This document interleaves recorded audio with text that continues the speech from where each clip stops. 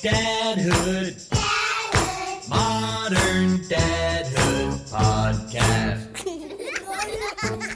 Welcome back. Hello, Adam. How are you? I'm wonderful. How are you? I'm good, thanks. Tell everybody your name. My name? Yeah. My name's Marc. What else would you like to know about me? Maybe a last name? Last name's Checkett. That's spelled Checkett. And you're a dad, right? I'm a dad. I'm a father of twin boy toddlers. Does that feel weird to say it like that? Oh my God, did I say that out loud just Twin now? boy toddlers. I'm a father of twin boys. Currently, they're toddlers. And I, Adam Flaherty, have 2 daughters, 6 and 3 years old.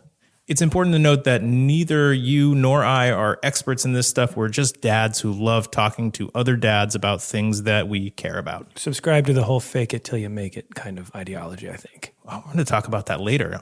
We are? Yeah. Okay. Totally. I'm going to put a pin in that then. Modern Dadhood is an ongoing conversation about the joys, challenges, and general insanity of being a dad in this moment. And in today's episode, what are we going to talk about? Oh my God! What are we going to talk about in this episode? You on the You put me right on the spot. Let me, because I knew already. hold on. Well, I think what we're going to talk about today. I think what we're going to talk, Adam. Today, I think what we're going to talk about is. I love how flustered you're. Kind of flustered right now. This is good. I'm surprised I didn't fall out of the chair. The spontaneity is honest. keeping you on your toes, and I think that's wonderful. I appreciate that. I would love to. Should I still answer the question?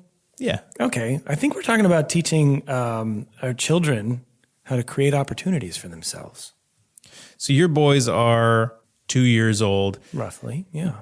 You're conversing with them. They understand what you're saying. They're offering you some words, but you're not at the point yet, right, where you're having actual conversations about their future with them. No, we're not there yet. I think it's more about just yelling at them so that they don't hurt themselves. Right. Yeah. However, my older daughter is 6, and I'm talking to her frequently about her future and trying to figure out what she's passionate about. And I don't want to force her to think about things way too early. But my feeling is the more I can get her thinking about what actually is exciting to her and, what she's passionate about, the more we can start thinking about encouraging her to go after those things. And I certainly don't want to instill an idea that things are going to be handed to them. I want them to know that they need to work hard, but I also want them to know that they can create their own opportunities and that when they grow up, they can be anything they want to be. If they work towards it, they can make it happen. Yeah. Did your parents tell you that as a kid? Yeah. I mean, I think my dad worked really hard in his job. He was a dentist, and he owned his own business, and working was a big part of his life. And I think through action, he kind of instilled in me that you have to put in the effort in order to reap any kind of benefits.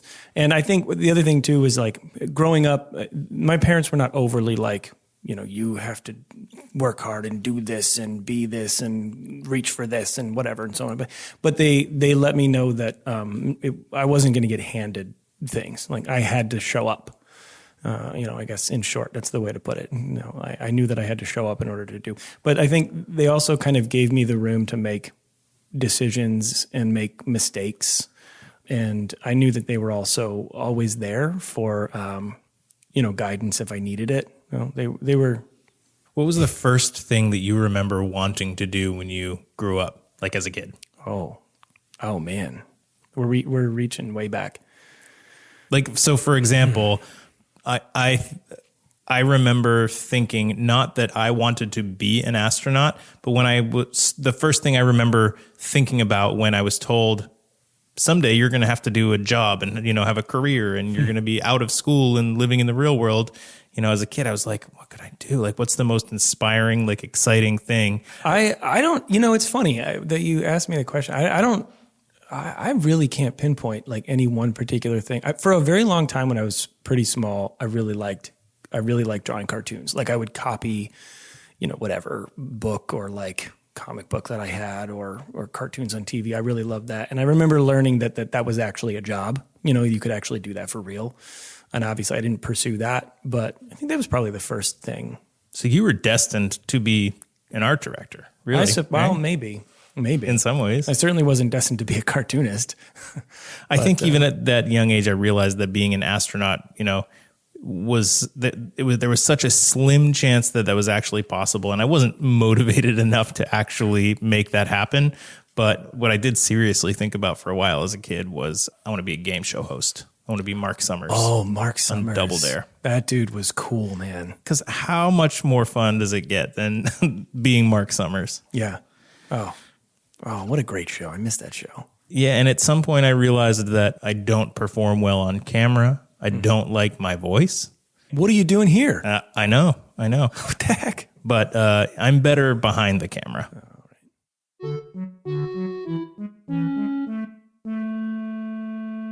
Our guest today, Marc, is somebody who I've known for a handful of years now, and I first met when he reached out just to network when he was moving into this area from a couple hours outside of town. And from the very first time that we sat down and had a beverage together, I was like, this guy is the real deal.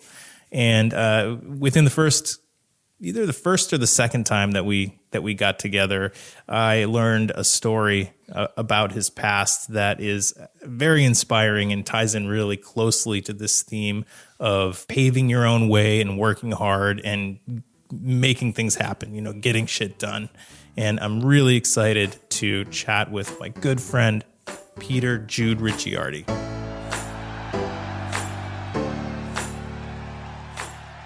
The crowd has gone wild. Yes, Peter's. Hold for applause. Thank you.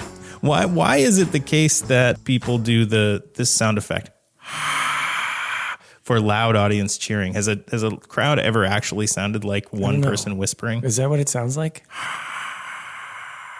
I guess there's. Well, let me ask you this question. Can you produce a sound beyond that's better? How are you, Peter? I'm well, Adam. Hello, Marc. Hello, Peter. Thanks for joining us. Thank you. Thank you. You might not know that Marc spells his name with a C instead of a K. I did. I've spent about a week and a half inside the walls of Marc's home, observing carefully. And Is that who that was? One of the things I picked up was that he did use a C. And I'm using my creepy podcast voice just for now. Keep it up. Okay. Keep it up. That's a good voice. Thank you. A good voice. I'm going to switch to game show announcer voice anytime. Just beware. You're the guy who could have actually done that with your life, and it would have been appropriate. It's funny that you segued a little bit from Marc Summers to me. My wife has this weird Marc Summers fetish, which I don't know if there's a name for. Is that a thing that's out there? I don't know. But she's always been obsessed with Marc Summers, which for me, I've always gone, Marc Summers? It's probably because she appreciates a clean home. Oh, and yeah, he's I heard got about the that. cleanliness and germs. And Did he have it before the show? I don't know. Or was it because of the show? I bet you he had it before, which was odd because on that show, there was just a lot of slop. Yeah, it was just and a lot of mess. slime, Kids. germs. And, again, kids. Yeah. Right. Yeah. You've got children. I do. Tell us about them. Well, they're I think tucked away safely in their beds by now. Hopefully, I have two girls, ages 4 and 7, and it is wow. Mm-hmm. Wow, it's just so much. Yeah. Nonstop, right? You've got 3 and 6-ish, Yep. yeah, currently, and Twin, TBT. TBT, twin boy toddler. Twin Boy Toddlers. That's the new record that's coming out this spring. Our new album, Twin Boy Toddlers. Twin Boy Toddlers, TBT, live, double live album. It's a lot of letters, but yeah. My two girls are, they're independent ladies. They are powerful voices, and it never ceases to amaze me how we can flip from, and you both realize this, and you will realize it sooner than later too. You can just go from 0 to 150 in the blink of an eye, and go from precious to oh my god. Right. So yeah, they're amazing. They're amazing.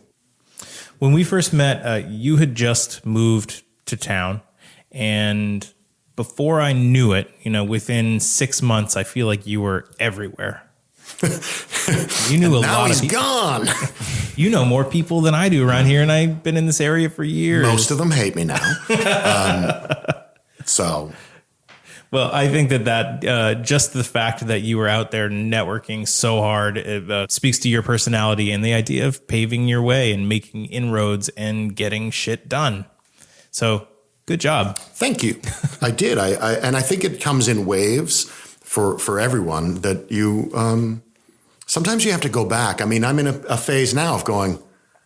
You've been locked up in your office for a very long time, just working and doing but like sometimes you have to get back out and allow yourself to go back out and go, let me reintroduce, or let me find a new, place a new yard, a new place to visit and introduce again. You do have to keep kind of doing it.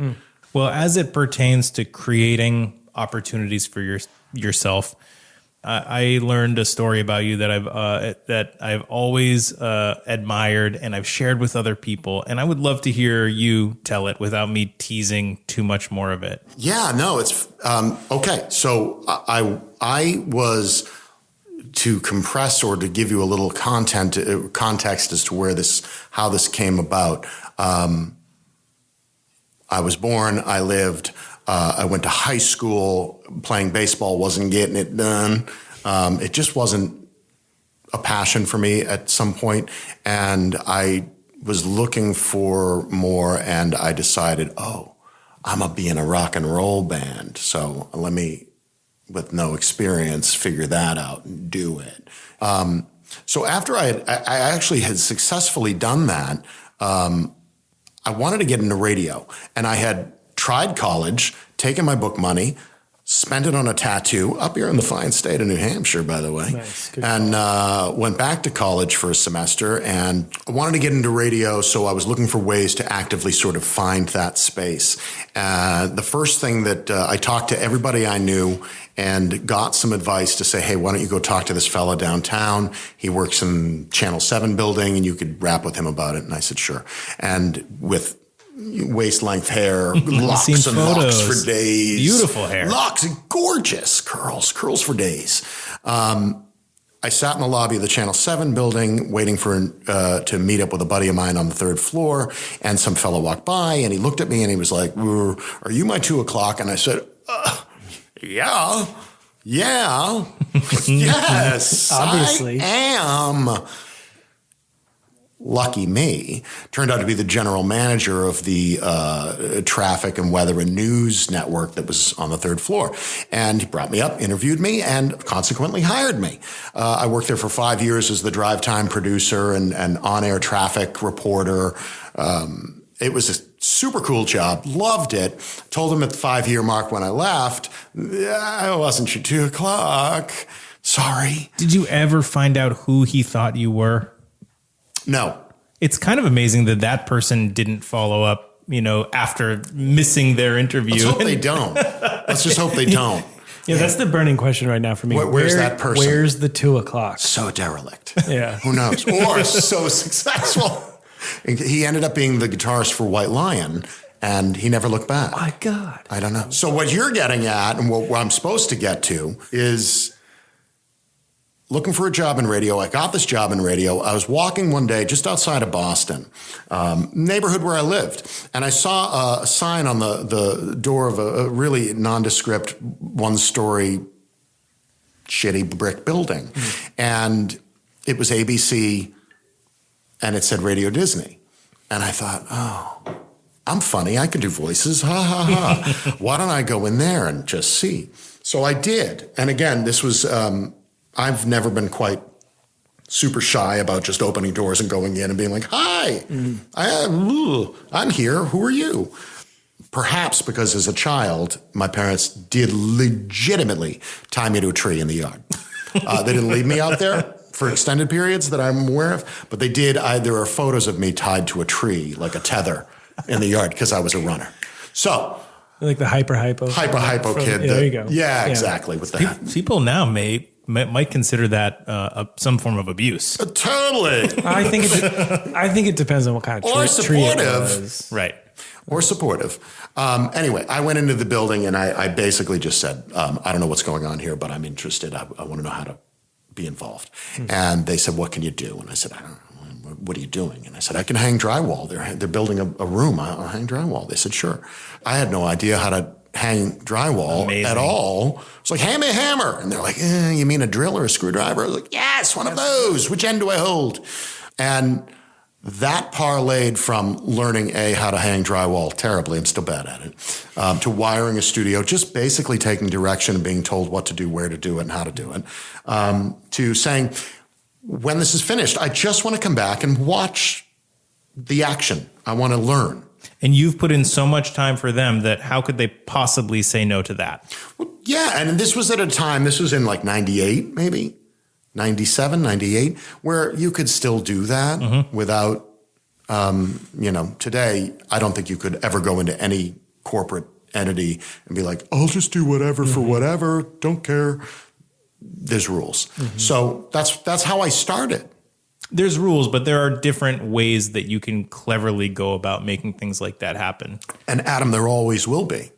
There always will be a way to figure out what you want. Now, whether today we can just Google it, but you can always figure out how to do these things. So and the funny thing is you mentioned the idea of fake it till you make it, which is something that, I also eventually, when my girls are old enough to understand it, I'm going to find myself explaining that to them because in my line of work, I'm in video production and, I went to school, I got a job at a video production company. I went off on my own as a freelancer. And at that point it was like, truly like you fake it till you make it, you take jobs and you learn from them and you surround yourself with people who are better than you, more talented than you, and you learn everything you can. And that sort of shapes you into the professional that you will become. But for a long while, you're just kind of faking it. And you hear celebrities say that all the time. Totally.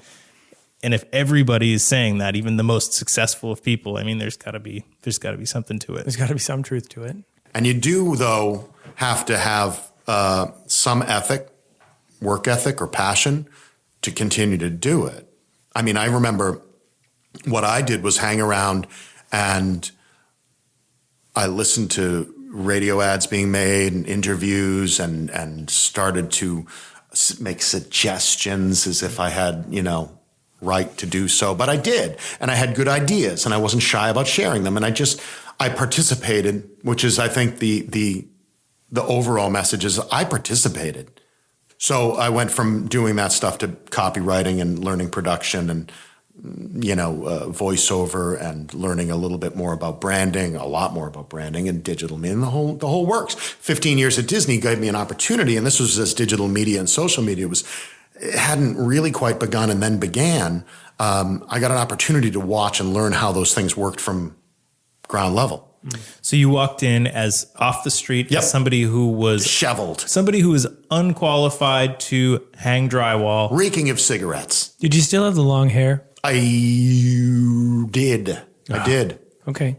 And after 15 years, what were you doing at the end of your time there? I was kind of a creative director of sorts. I was essentially their internal agency director of creative ideas. And I was the guy they called in to go, all right, well, put on pants or like just something. That's you talking to Mickey? No, that was them. Like, you can't come to this meeting unless you wear pants. Right. Put your head back on. Thank you for wearing the gloves, but please, could you put some pants on? Please. I was kind of doing a little bit of everything. So I was producing a lot of radio, interviewing a lot of people, directing bits, and coming up with content. That was my main, at the end, I was a content guy. I was just coming up with the deliverables that people could make and sell. So I was kind of that guy that would come up with a lot of the bigger picture things and go, look, this is how it's going to be. This is how it's going to look. This is how it's going to sound and feel and this and that. And we would sell it. So when I left there, the company was restructuring and I wanted to be where my family was. So at the time I decided to let Disney go and do my own thing. You're a living and breathing example of how things like networking, thinking outside the box, learning from people around you, taking risks, not being afraid of failure or of a door being closed in your face or getting hung up, on the telephone can pay off and can create opportunities. How do you have this conversation with your daughters? It's a really good question. And I'm not sure we always, we're not always having it. A lot of the conversations I think I have with my daughters are of necessity and day to day and like, let's just get through the next hour and get to the next phase. And how can we get those socks on your feet? Yeah, we were talking about that earlier. Why are socks so hard? We do this every day. I put food that you like together on a plate and give it to you. You eat it and we finish and we brush our teeth. Why is every single step of the day so hard? Why do I have to remind you 10 times to return to the table to actually eat the thing that you like? Why are we not here now? It's like we're having all these other side conversations about like the I would say I'm saying minutia, but it's not, because it is actually the building blocks to everything else. Yeah, of course.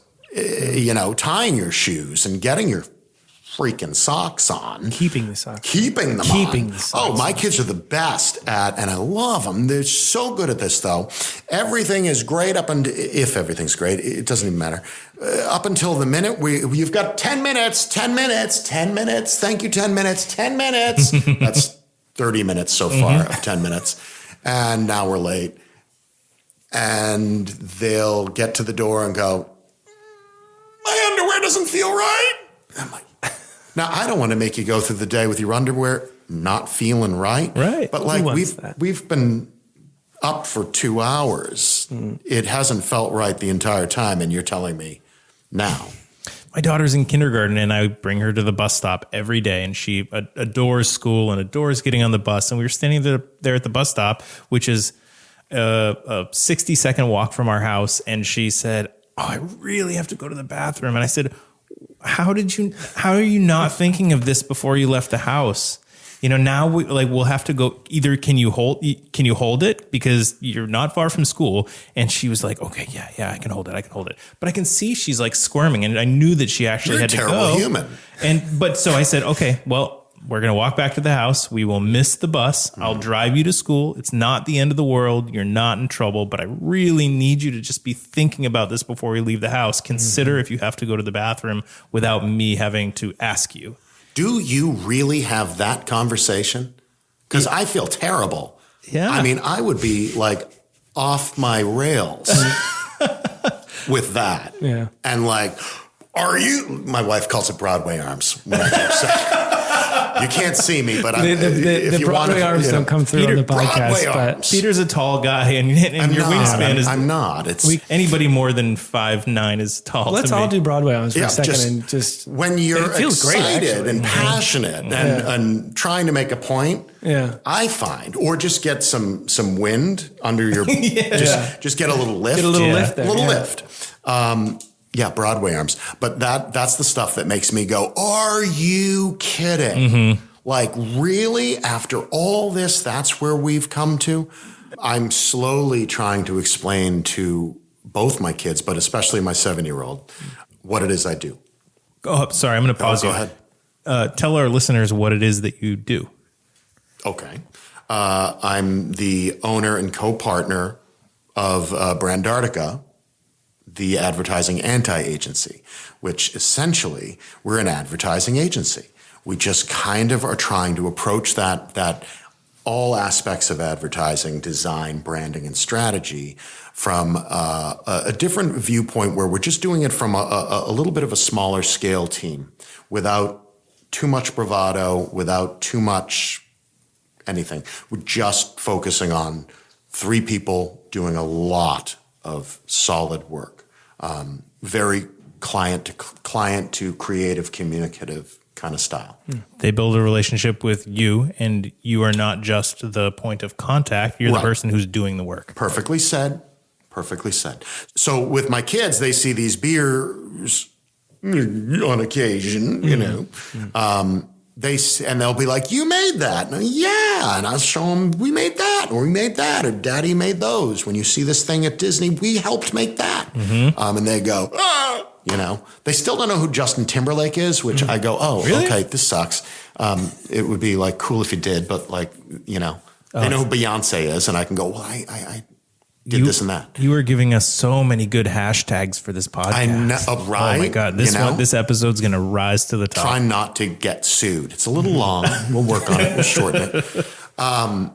So what I try to do with the kids anyways now is I show them some of the things that I do, but not only that, what we've been doing is sitting down in front of like the microphones and Pro Tools and the MIDI keyboards and just saying like, play.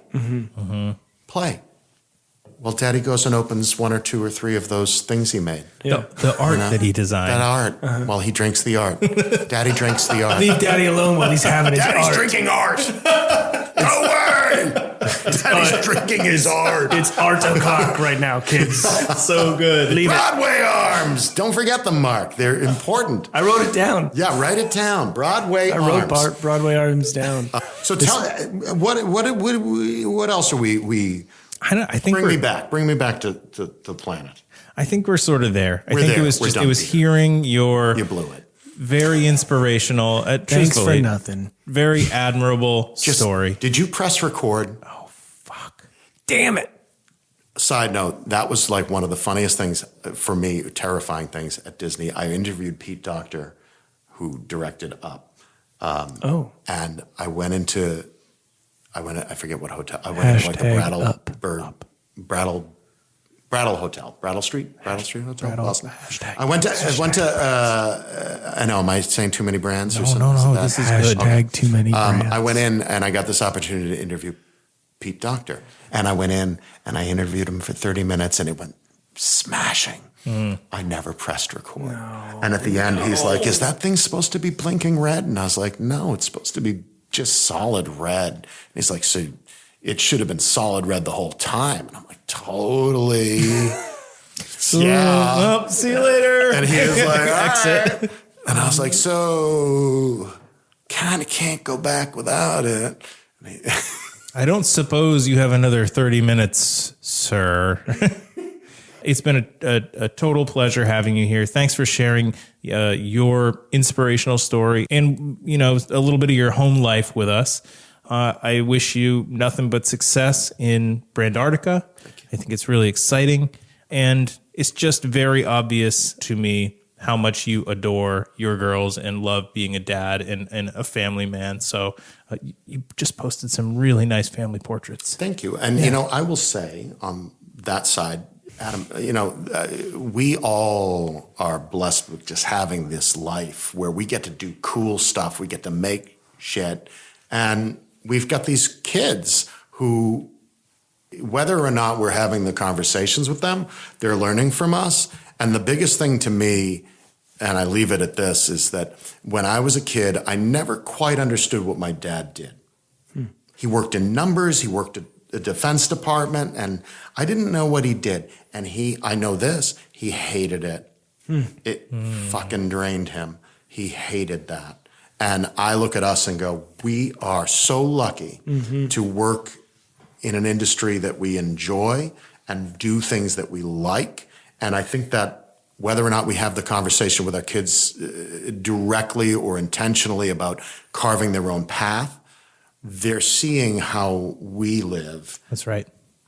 And it will have an effect and an impact on them. Whether it drives them to drink or not is, another story. Daddy, can I have some art? Can I have some art?